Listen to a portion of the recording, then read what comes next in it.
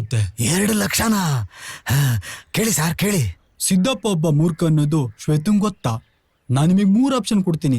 Option A, ನಿಮ್ voice break ಆಗ್ತಿದೆ sir. Option B, ಸ್ವಲ್ಪ ಟೈಮ್ ಬೇಕು ಸರ್. ಆಪ್ಷನ್ ಸಿ, ನನ್ನ ಮಗಳ ಹತ್ರನೇ ಕೇಳಿ ಸರ್. ಸರ್ ಆಪ್ಷನ್ ಸಿನೇ ಇರ್ಲಿ ಸರ್, ನನ್ನ ಮಗಳ ಹತ್ರನೇ ಕೇಳಿ. ಹೌದಾ?